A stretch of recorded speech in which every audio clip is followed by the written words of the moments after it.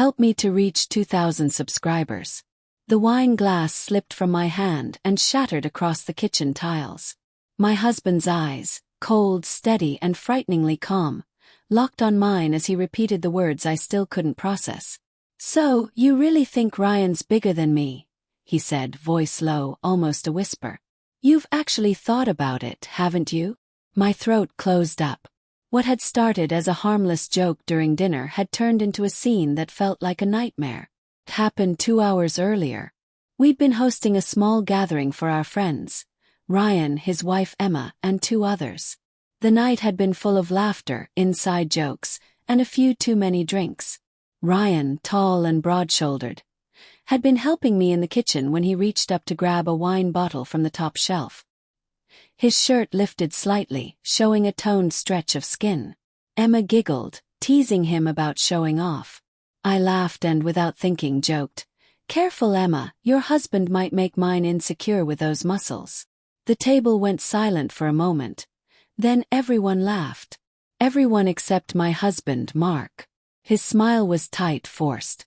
I brushed it off, not realizing that moment would ignite something I couldn't put out. After the guests left, the tension in the house grew thick.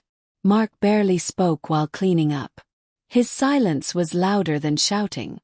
Then, just before midnight, he turned to me in the kitchen and asked the question that made my stomach twist. "So, you've been checking out my friend?" I tried to laugh it off. "Mark, come on, it was a joke." Everyone knew I was kidding. He didn't smile. "You don't joke like that about something you've never thought about." His words sliced through me. "That's ridiculous. You're being paranoid." "Am I?" he asked, stepping closer. "Because Ryan said something interesting tonight. He told me you've been texting him about working out together."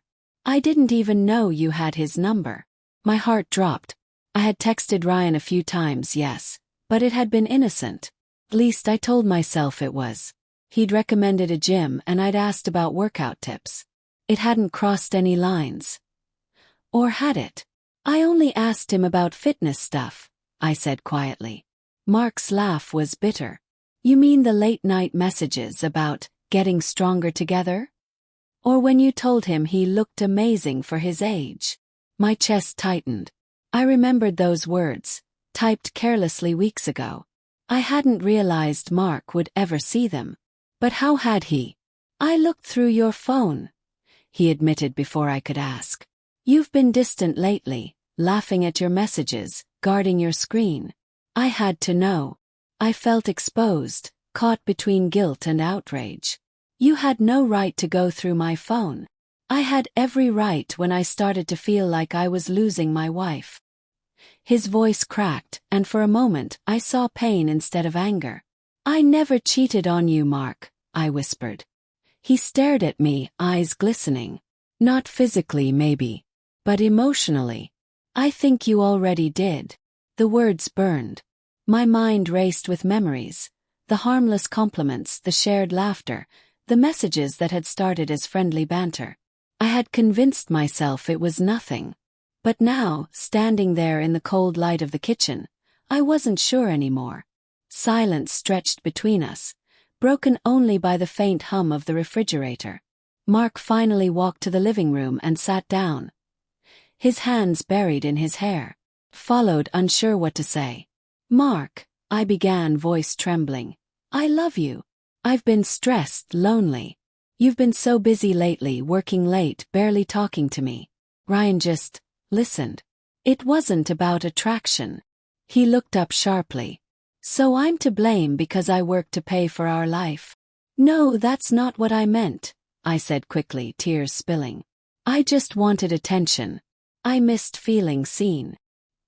His expression softened slightly, but only for a moment. "And you think flirting with my best friend is how you fix that?"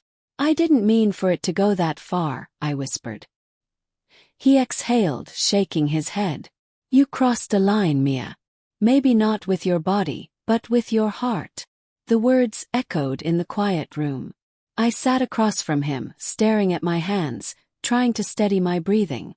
I wanted to rewind everything, to take back the stupid joke, the texts, the laughter that now felt like betrayal. Then his phone buzzed on the table. He glanced at it, hesitated, and turned the screen face down. What was that? Yes. Nothing, he said too quickly. I reached for it. He didn't stop me. My heart froze as I saw the message. It was from Emma. I told her yet. The world tilted. Mark, I said slowly, my voice barely audible. What's going on? He rubbed his temples, not meeting my eyes. It started after I saw your messages with Ryan. I was angry, broken. Emma reached out to check on me, and I stood up, shaking. You slept with her. He looked up at me, guilt written all over his face. Once. It was a mistake. I wanted to hurt you back, to make you feel what I felt. My breath caught. Every part of me felt hollow. You destroyed everything, I whispered. Both of us did. He stood too, stepping closer. I know. And I hate myself for it. I stepped back, the room spinning. Do you even love me anymore, Mark? He didn't answer right away. I do. But I don't know if love is enough after this. Tears blurred my vision as I sank to the couch. The house, once filled with warmth and laughter, now felt like a stranger's home. After what felt like an eternity, Mark sat beside me. Maybe we can start over, he said quietly. Therapy. Honesty. If you still want to try. I stared at him, seeing the man I had married and the stranger he had become, all in one face. I want to believe we can, I said, my voice breaking. But trust isn't something you rebuild overnight. He nodded. Then we take it day by day. As he reached for my hand, I hesitated before letting him hold it. His touch was familiar yet foreign, like a ghost of what used to be. Outside, rain began to fall softly against the windows, blurring the lights of the street. In that dim reflection, I saw us, two broken people clinging to the remnants of something they once called love. Neither innocent, neither guilty, just human. And maybe that was the cruelest truth of all.